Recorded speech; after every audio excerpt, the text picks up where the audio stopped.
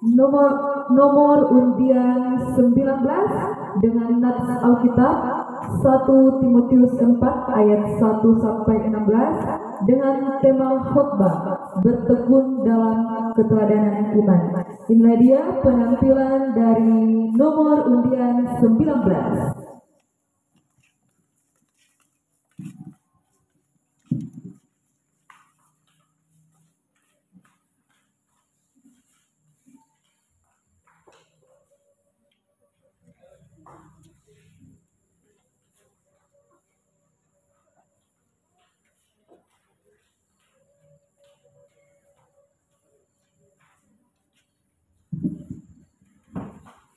Shalom dan selamat malam Dewan Juri serta saudara-saudara yang dikasih dalam Tuhan. Kita akan membaca dan merenungkan firman Tuhan. Saya pilih dari kitab pertama Timotius pasal 4 ayat pertama sampai ayat yang ke-16. Di bawah judul berikut tugas Timotius dalam menghadapi pengajaran sesat. Firman Tuhan, tetapi Roh dengan tegas mengatakan bahwa di waktu-waktu kemudian ada orang yang akan murtad lalu mengikuti roh-roh penyesat dan ajaran setan-setan oleh tipu daya pendusta-pendusta yang hati nuraninya memakai cap mereka. Mereka itu melarang orang kawin, melarang orang makan makanan yang diciptakan Allah, supaya dengan pengucapan syukur dimakan oleh orang-orang yang percaya dan yang telah mengenal kebenaran. Karena semua yang diciptakan Allah itu baik, dan suatu pun tidak ada yang haram jika diterima dengan ucapan syukur. Sebab semuanya itu dikuduskan oleh firman Allah dan oleh doa. Dengan selalu mengingatkan hal-hal itu kepada saudara-saudara kita, engkau akan menjadi seorang pelayan Kristus Yesus yang baik, terdidik dalam soal-soal pokok iman kita dan dalam ajaran sehat yang telah kau ikuti selama ini. Tetapi jauhilah tahayul dan dongeng nenek-nenek tua, latihlah dirimu beribadah. Latihan badani terbatas gunanya, tetapi ibadah itu berguna dalam segala hal, karena mengandung janji, baik untuk hidup ini maupun untuk hidup yang akan datang. Perkataan ini benar dan patut diterima sepenuhnya. Itulah sebabnya kita berjeripaya dan berjuang, karena kita menaruh pengharapan kita kepada Allah yang hidup, Juru Selamat semua manusia, terutama mereka yang percaya. Beritakanlah dan ajarkanlah semuanya itu. Jangan seorang pun menganggap engkau rendah karena engkau muda. Jadilah teladan bagi orang percaya dalam perkataanmu, dalam tingkah lakumu, dalam kasihmu, dalam kesetiaanmu, dan dalam kesuciannya. Sementara itu, sampai aku datang, bertekunlah dalam membaca kitab-kitab suci, dalam membangun dan dalam mengajar. Jangan lalai dalam mempergunakan karunia yang ada padamu, yang telah diberikan kepadamu oleh nubuat dan dengan penunggangan tangan sidang penatua. Perhatikanlah semuanya itu, hiduplah di dalamnya, supaya kemajuanmu nyata kepada semua orang. Awasilah dirimu sendiri dan awasilah ajaranmu. Bertekunlah dalam semuanya itu, karena dengan berbuat demikian, engkau akan menyelamatkan dirimu dan semua orang yang mendengar engkau. Amin. Firman Tuhan.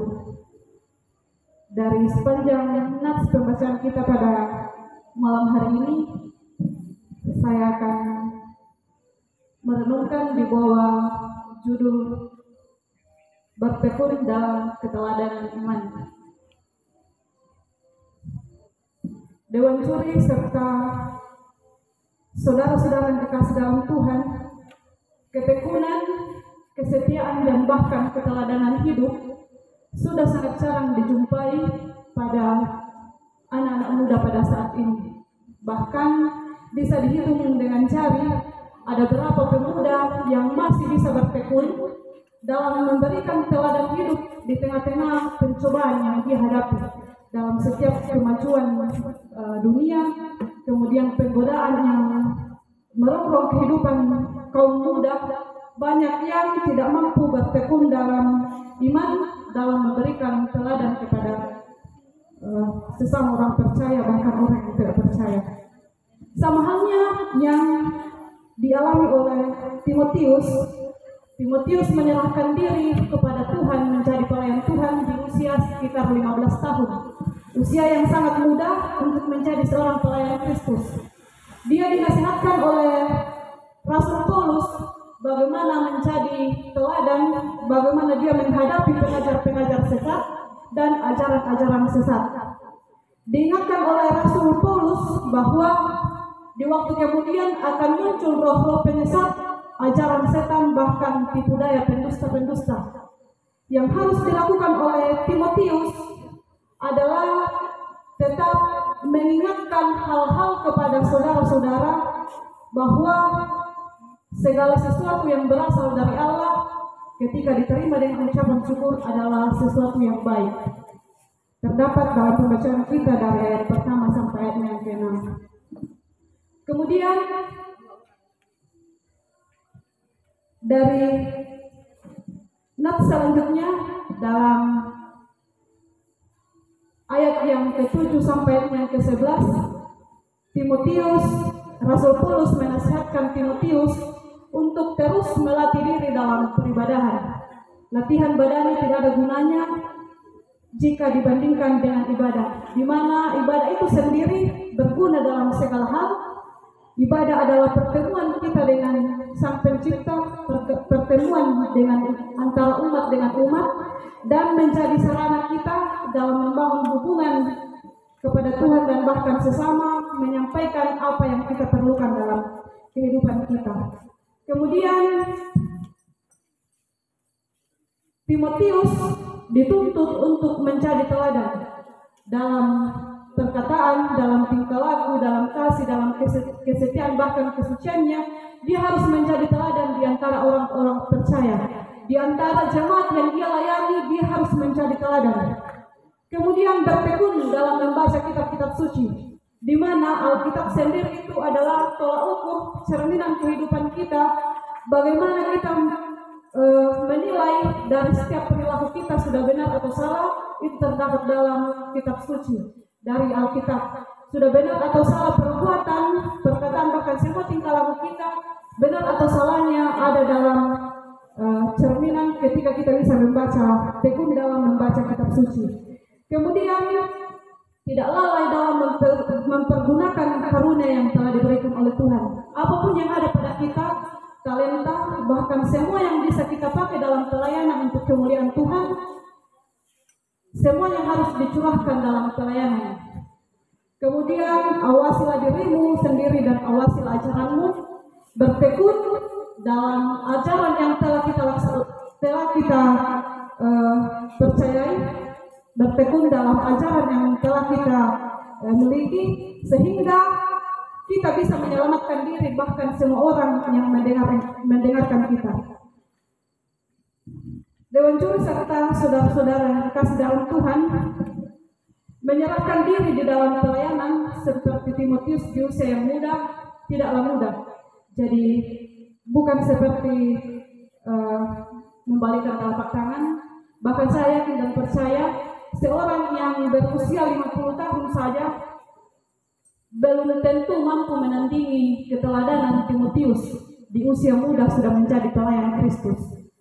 Dia mampu menjadi teladan untuk jemaat yang dia layani. Kemudian menjadi pertanyaan bagi kita sebagai pemuda-pemudi bahwa dalam kehidupan kita, mampukah kita meneladani Timotius di usia yang muda menjadi pelayan Tuhan dengan menerapkan keteladanan hidup?